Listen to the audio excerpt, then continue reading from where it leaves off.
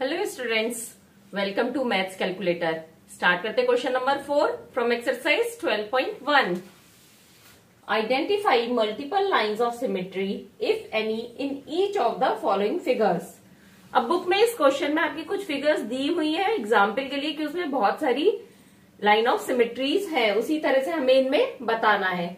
और जरूरी नहीं है कि सब में हो, इसमें लिखा मेंशन है इफ एनी, अगर इनमें मल्टीपल लाइन ऑफ सिमेट्री है तो हमें बतानी है। मतलब सिर्फ एक नहीं बतानी लाइन ऑफ सिमेट्री, जितनी पॉसिबल हो सकती है उतनी आइडेंटिफाई करनी है।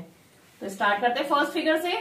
अब ये यहाँ पे ड्रॉ करने में थोड़ा सा गड़बड़ हो गया है, लेकिन इसमें क्या है, ये 3 सर्किल है सेम और बीच में एक इक्विलेटरल ट्राइंगल है। तो देखिए फर्स्ट आप लाइन ऑफ सिमेट्री कैसे बना सकते हैं, ऐसे। तो इसमें क्या हुआ, ये एक इधर आ गया सर्किल, एक इधर आ गया और ये वाला हाफ में डिवाइड हो गया और सर ये ट्रायंगल भी हाफ में डिवाइड हो गया।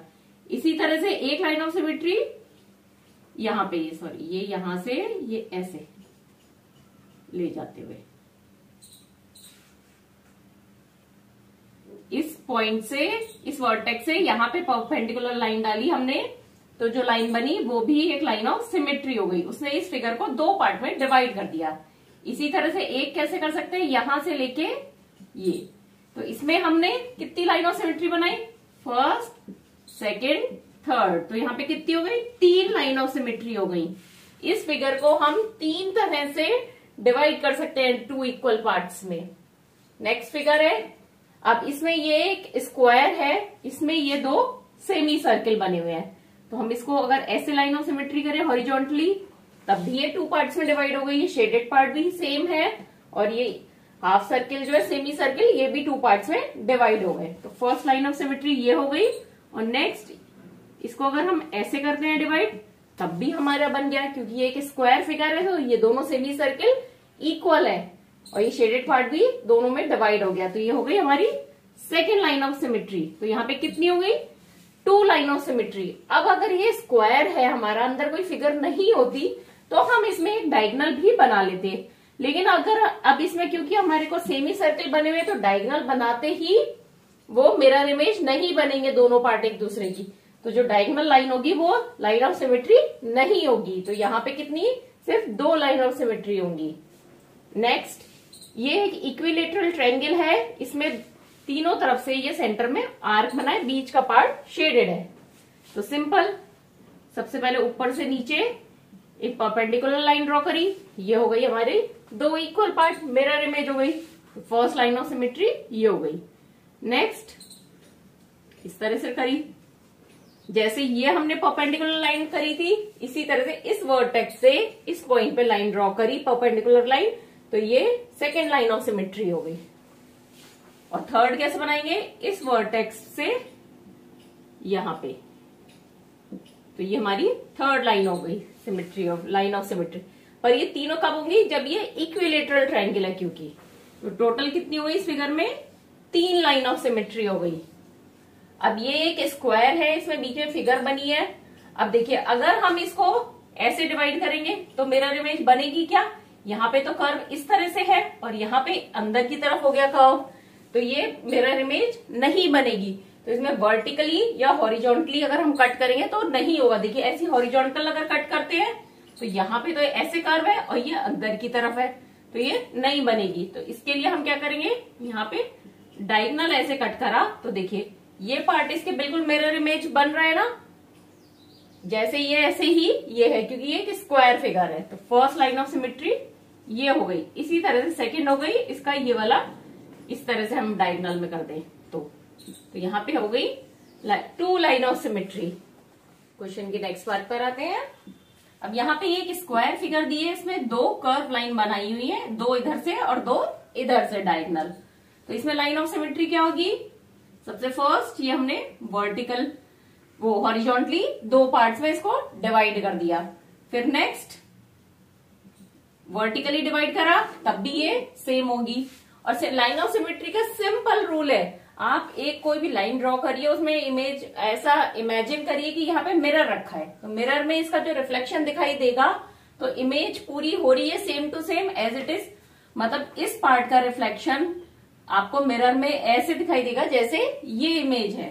तो ये 2 लाइन ऑफ सिमेट्री हो गई, फर्स्ट सेकेंड।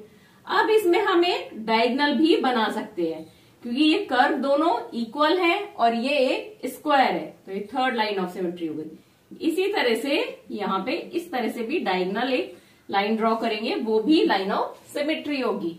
इसको इस लाइन पे भी फोल्ड करने पे इमेज को सेम होगा, मिरर इमेज बनेगी। नेक्स्ट, अब देखिए इसमें अगर हम ऐसे वर्टिकली हॉरिजॉन्टली करते हैं तो नीचे तो सर्किल है, ऊपर 2 क्वार्टर सर्किल है, यहाँ सेमी सर्किल है, यहाँ पे 2 क्वार्टर सर्किल है, तो नहीं होगी। अगर हम इसमें वर्टिकली ड्रॉ करते हैं तो ये इमेज हमारी 2 इक्वल पार्ट्स में, मतलब मिरर इमेज में डिवाइड हो गई। तो इसमें सिर्फ एक लाइन ऑफ सिमेट्री होगी, क्योंकि और किसी भी तरह से हम इसको 2 मिरर इमेज वाले पार्ट्स में डिवाइड नहीं कर सकते। नेक्स्ट, यहाँ पे एक स्क्वायर दिया है और चारों तरफ 4 इक्वल सर्किल हैं जो इस स्क्वायर के पीछे छिप रहे हैं। तो फर्स्ट ऐसे अगर हम हॉरिजॉन्टली कट कर रहे हैं तो ये 2 मिरर इमेज वाली एक पार्ट्स में, शेप्स में डिवाइड हो रहा है। नेक्स्ट, वर्टिकली अगर लाइन ड्रॉ कर रहे हैं तो ये भी लाइन ऑफ सिमेट्री होगी, क्योंकि ये 2 इक्वल पार्ट में डिवाइड हो गया। अब ये स्क्वायर है और ये सर्किल भी सेम है सब तरफ, तो हम इसमें डायगोनल भी बना सकते हैं लाइन ऑफ सिमेट्री। मतलब इस फिगर को अगर डायगोनली हम फोल्ड करेंगे तो ये एक दूसरे पे एग्जैक्टली ओवरलैप करेगी। इसी तरह से इस डायगोनल पे भी हम फोल्ड कर सकते हैं। तो कितनी हो गई line of symmetry? 1 2 3 4 line of symmetry हो गई यहाँ पर। तो जरूरी नहीं है, क्वेश्चन में दिया है कि मल्टीपल होंगी तो मल्टीपल ही हो। अब जैसे इसमें सिर्फ एक ही थी लाइन ऑफ सिमेट्री, इसमें 4 थी। अब इसमें देखते हैं हम क्या है। इसमें देखिए बीच में थोड़ा एक फ्लावर सा दिख रहा है आपको, जिसकी 6 पेटल्स है और सब दिख रहा है कि ये सेम है, बराबर है। तो हम सबसे पहले इसको यहां से ऐसे डिवाइड करेंगे। तो देखिए वर्टिकली डिवाइड करने से बिल्कुल सेम पार्ट हो गए हैं ना, 2 इक्वल मिरर इमेज बन रही है ना। अगर इसको फोल्ड करें तो ये एग्जैक्टली एक दूसरे पे ओवरलैप होगा। तो ये हो गई हमारी फर्स्ट लाइन ऑफ सिमेट्री। इसी तरह से ये वाली जो लीफ है, इसको इस तरह से अगर हम यहां फोल्ड करें तो ये भी लाइन ऑफ सिमेट्री हो गई।